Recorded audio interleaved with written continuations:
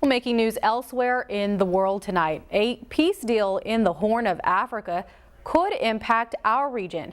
Ethiopia's Prime Minister visited our nation's capital on a Break the Wall, Build the Bridge tour in an effort to extend a message of unity. News 3's Hannah Gabriselassie covered the events in Washington, D.C. She joins us live tonight in the studio. Hannah, how could this unity affect our area? Well, this visit comes at a historic time as leaders of Ethiopia and Eritrea recently signed a joint declaration of peace. One Eritrean-American professor at SIU tells me creating diplomatic relationships could help him further his research and even bring in more students to the university. Ethiopia's Prime Minister Dr. Abiy Ahmed visited the nation's capital and addressed tens of thousands of people Saturday, extending a message of unity. I see a different future from Ethiopia than I ever have. We all are one. We are together now.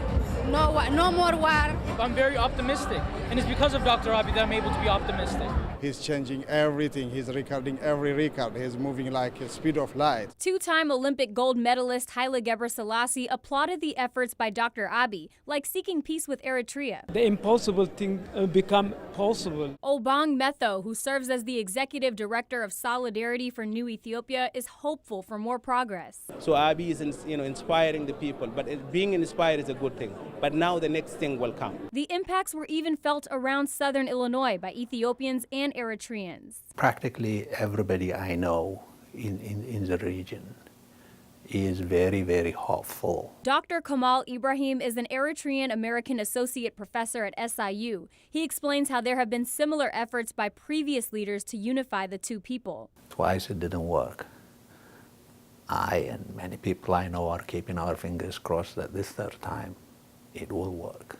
It's been 17 years since he visited his family in Karan, Eritrea. To go to a place where there is no rule of law, where your safety is predicated on the goodwill of the other person and not on the law of the land, was just not palatable for me. While he says there's lots of beauty in Eritrea, he hopes the recent events will help improve overall conditions. I'm hopeful. I want to go back home and see my mom. Dr. Ibrahim calls the efforts by Dr. Abiy a step forward, but says there's still a lot more to be done. Because the divisions that led to the fragmentation that we are seeing now are not completely artificial. There is some substance in them, and that substance has to be addressed.